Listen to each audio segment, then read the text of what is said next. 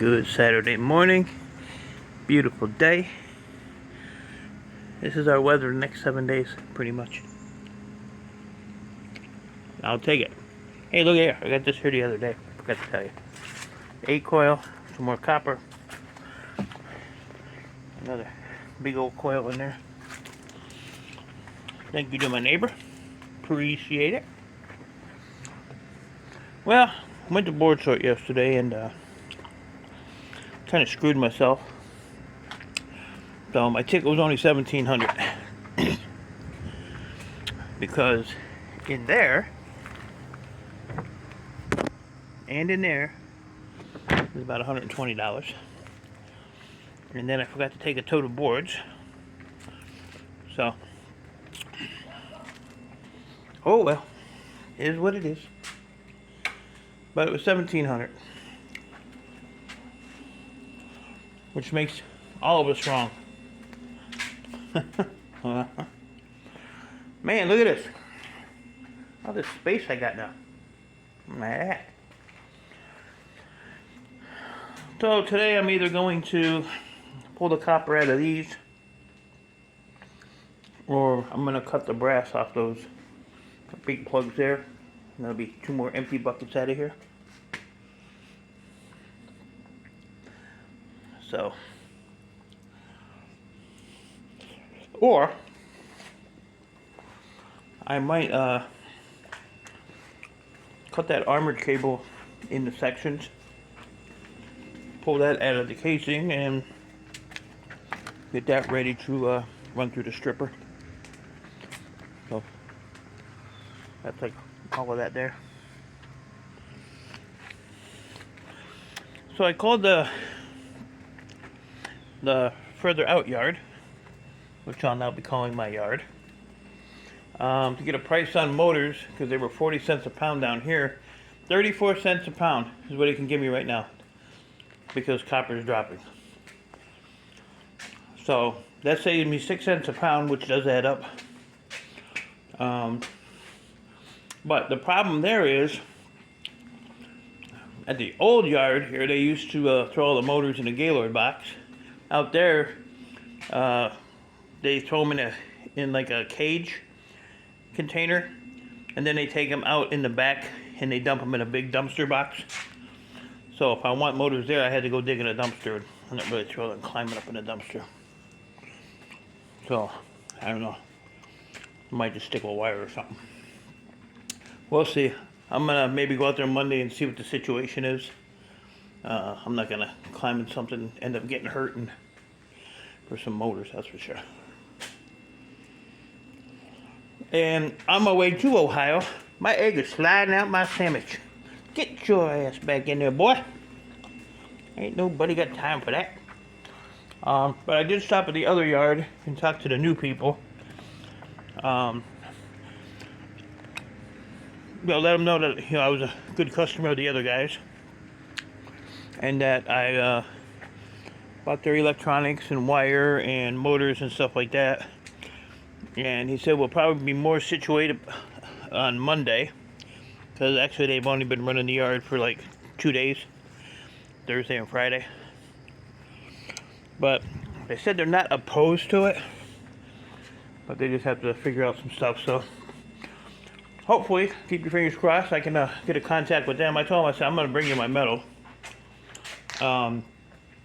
And I told them, I said, when I bought from the other guys, I'd buy it from them and then I'd bring it back in a higher grade, or a cleaner grade, like the copper and wire and, the metal and stuff.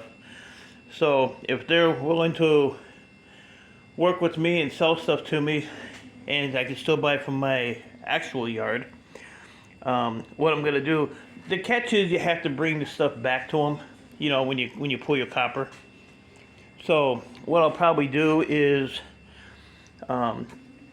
take these barrels and I'll label, like my yard is called GT, so I'll put GT on the barrels, and that yard is called Ruby Recycling, so I'll put Ruby on that one, and I will split it up between the two of them, just to keep it fair for everybody, I guess. So if they want to work with me, if not, I'll just take my metal. They're paying 7 cents a pound, the same as the other yard was, so what are you gonna do? And I might call my computer store and see what's up with that. My computer guy is working today, but he'll probably want to chill out tomorrow. He wasn't working Sunday, he said. So, kind of want to bug him and get him off his ass, but I'm not, pushing him. But I do need some inventory. And I know you watch my videos.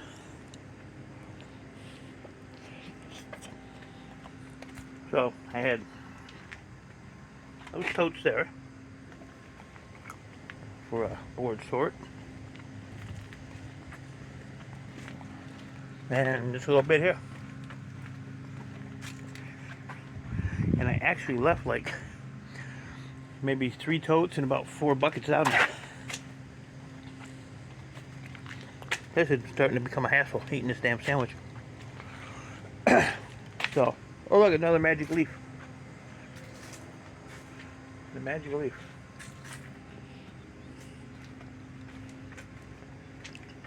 Yeah, so I'm thinking what I might want to do is cut those brass prongs off those big appliance plugs and melt them.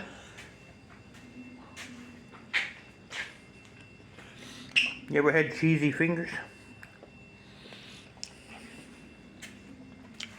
Yeah, these here. And melt them down. And see how they melt, because like I said, that barrel there is full of plugs. That barrel is about a quarter full of plugs. So there's a lot of brass sitting in there. I want to get a few more tanks of propane. Put them under there, out of the way.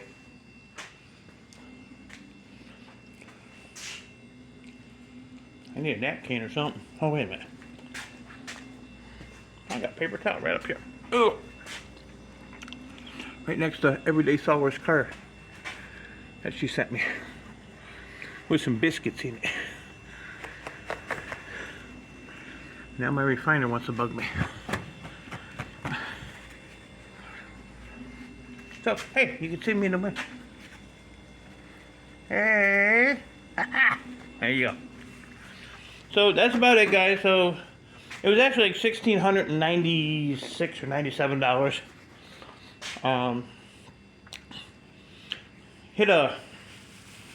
Took almost 3.5, almost 4 hours to get there. We hit like dead stop traffic for about 30 to 45 minutes, just outside of Ohio, and then coming back just outside of Michigan, we hit another 20 minutes or so of construction. But other than that, it was a smooth trip. Going along the Lake Erie there, seeing a bunch of trees blown over and uprooted, and when I got down there, Rich said that the warehouse was flooded, so they must have got some decent rain. And Chris told me that they had a power outage and they were sitting down there twiddling their thumbs. So, but glad everybody was safe. So I'm gonna get to work here, figure out what I'm gonna do. I gotta run over to the store, get some orange juice.